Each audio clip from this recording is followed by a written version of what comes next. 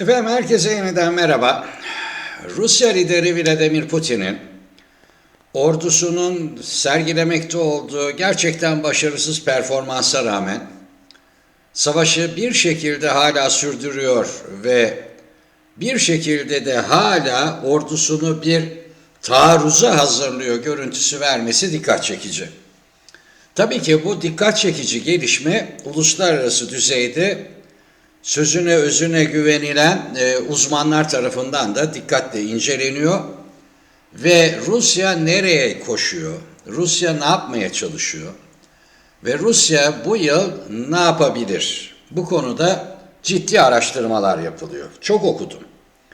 Fakat gördüğüm kadarıyla aklıma en yatkın analizler Rusya'nın geleneksel savaş stratejisi doğrultusunda rakiplerini yorma stratejisine yöneldiğini gösteriyor. Yani Rus ordusu geleneksel olarak 19. yüzyıl, 18. yüzyıldan bugünlere kadar gelen akışında ortak özelliği bütün savaşlara kötü başlamış fakat savaşta kaybedilen asker sayısı önemsenmediği ve savaşta kaybedilen mühimmat ve savaş ekipmanının bir şekilde yerine yenisinin geldiği çerçevede yorucu, uzun ve sonuç almaya dönük bir strateji izlediğini biliyoruz. Bu tabii mesela Kırım Savaşı'nda tam uygulanamamış olabilir ama Yeşilköy'e kadar gelmiş bir Rus ordusundan bahsediyoruz. Sonuç itibariyle Rusya'nın savaş stratejilerinde geleneksel olarak ölen askerlerin çok fazla önemi yok. Kaybedilen ekipmanın yerine yenisi geldikçe bu savaş sonuna kadar devam edebilir kimliği taşıyor. Bugün varılan analizlerde varılan nokta Rusya lideri Vladimir Putin'in son bir yıldır özellikle sosyal medya ve medya üzerinden yürüttüğü ağır propaganda sonucunda tıpkı bir dönemin Nazi Almanyası gibi toplumun çok geniş bir kesimini evet bu bizim ölüm kalım savaşımız, evet bu savaş sonuna kadar devam edilmeli, evet bu savaşta zafer kazanılana kadar bayrak ve ana vatan için benim evladım feda olsun görüşünün hissedilir ve net olarak görülür bir biçimde topluma hakim kılındığı yönünde bilgiler alıyoruz.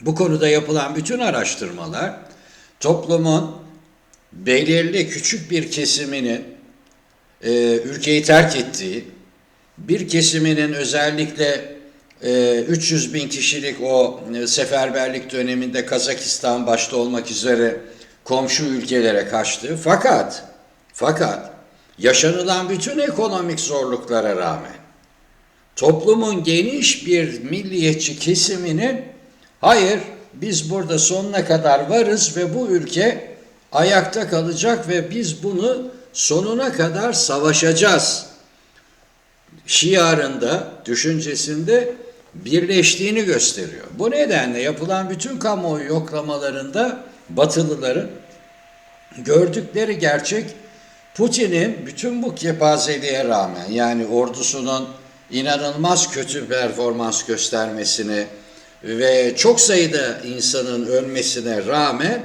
hala daha toplumun geniş bir kesimi tarafından bu savaşın altından kalkabilecek tek lider Vladimir Putin'dir düşüncesinin hakim olduğunu gösteriyor. Oysa durum farklı. Çünkü hepimizin anladığı kadarıyla Putin her ne kadar artık cepheye Sergey Shoigu'yu da yollasa, Gerasimov Genelkurmay Başkanı da yollasa, bazen kendisi de gitse bir durumu net olarak anlamış durumda ki konvansiyonel anlamda, konvansiyonel askeri güç anlamında Rus ordusu kağıttan bir kaplan. Nitekim bakın Ocak 2023 itibariyle Rusya'nın Donbas bölgesinde yani Luhansk ve Donetsk'te yürüttüğü savaşı karşı saldırılarla güçlendirmek maksadıyla kurulmuş bazı özel birlikler var. Bunlardan bir tanesi 8. Ordu 1. Alay 5. Bölük olarak da adlandırılan Fırtına Bölüğü. 161 askerden oluşan bir bölük bu. Özel eğitimli askerlerden oluşan bir bölük. Ve geçen gün TikTok üzerinden bir videoları sızdı. Bulundukları yer Mariupol kentinin yakınındaki Vodyana köyü. Ukrayna'ya ait Vodyana köyünü alma emri verilmiş Fırtına Bölüğü'ne. Adamlar şunu anlatıyorlar. Biz 161 kişi bu harekata başladık fakat karşımızdaki savunma gücü bütün alanlardan ve bütün cephelerden savaş yapma ve ateş açma yeteneğine sahip. Bu nedenle komutaya bildirdik. Dedik ki karargaha, biz burada 1 kilometre bile ilerleyemeyiz. Bunlar bizim hepimizi öldürür. Çünkü Ukraynalılar hazırlık yapmışlar o bölgede. Komutanla bunlara verdiği cevap şu: burada özel bir birlik oluşturduk. Geriye dönen vurulacak. Şimdi bu da bir Rus ordusu geleneği. En son 2. Dünya Harbi'nde Stalin 227 sayılı emir yayınlamıştı. Ve 227 sayılı emre göre Sovyet Kızıl Ordusu 2 cephe arka arkaya savaşıyordu. Bu cephe ön cephe Nazilere doğru saldırıyor. Bu cephe daha sonra onların yerini alacak olan bu cephenin ama birinci görevi buradan kaçan, geriye doğru çekilen askerleri vurmaktı. Ruslar böyle savaşır. Bu tarihe geçmiş bir örnektir. Stalin'in 227 numaralı emri. Anladığımız kadarıyla. Hep anlatıyorum ya, ben de şaşkınım biraz. Ya bu kadar büyük kayıplar veriyorlar. Yani 30 bin, 25 bin, 30 bin, 40 bin kayıptan bahsediliyor sadece Bahmut'ta. Bunlar niye hala saldırıyor? Hala niye İşte bundanmış.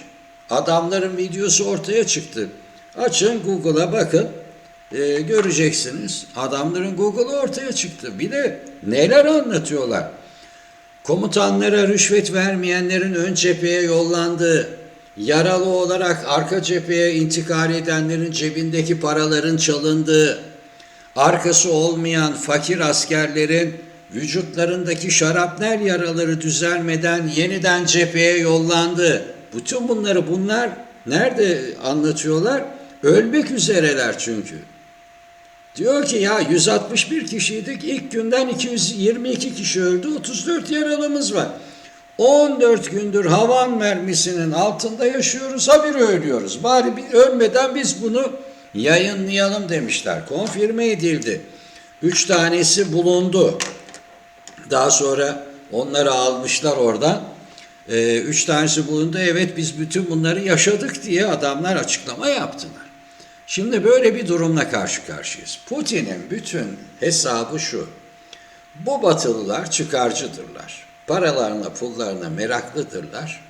Ve öyle bir uzatalım ki bu savaşı, öyle bir uzatalım ki bunların iflahı kesilsin. Ve sonunda desinler ki Ukrayna'ya artık yeter. Biz size daha fazla para, pul, silah, tabanca veremeyeceğiz. Bu olayı yani Putin Rusya açısından bu savaşın zaferini yeni bir atakta falan bulmuyor. Yeni bir saldırı, yeni bir taarruz yok, öyle bir gücü çünkü. Putin tamamen zamanı oynuyor. Ve karşı tarafa, Batı'ya da şunu gösteriyor: benim adam kaybetmekten yana bir kaygım yok, siz düşünün. Ben 100.000 kişi daha kaybederim ama işin başında kalırım kardeş. Bu bir analiz. Bunu iyi dinleyin. Çünkü bu bizim önümüzdeki yılları belirleyecek bir analiz.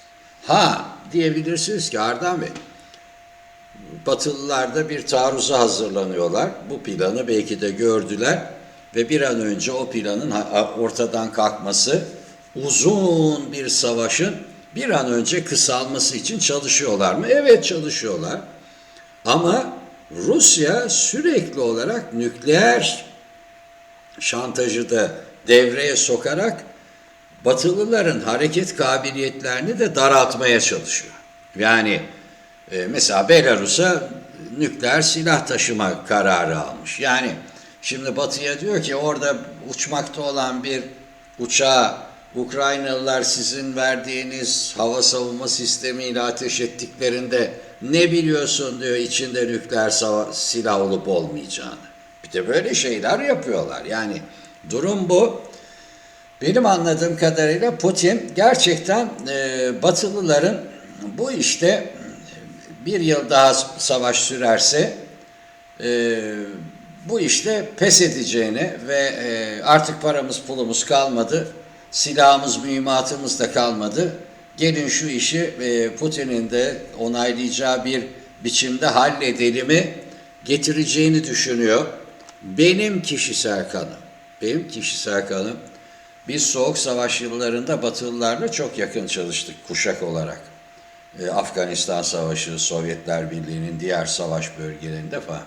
Ben Batılıları ilk defa bu kadar net ve kararlı görüyorum. Yani Putin'in bu planı Putin'i ayakta tutamaz gibi gözüküyor. Nitekim yani sonuç itibariyle benim bu ülkeye bir can borcum var diyen Dugin gibi, Alexander Dugin gibi adamların laflarının şu anda hala dinlendiğini, aşırı milliyetçi söylemlerin televizyon tartışma programlarında müthiş bir rekor kırdığını söyleyebiliriz ama Ukrayna Savaşı'nı 2 yıla, 3 yıla uzatabilme kabiliyeti var mı? Ve bu kabiliyet NATO'nun ve Batı'nın bir yerde su vermesine neden olur mu? Pek sanmıyorum. Hoşça kalın.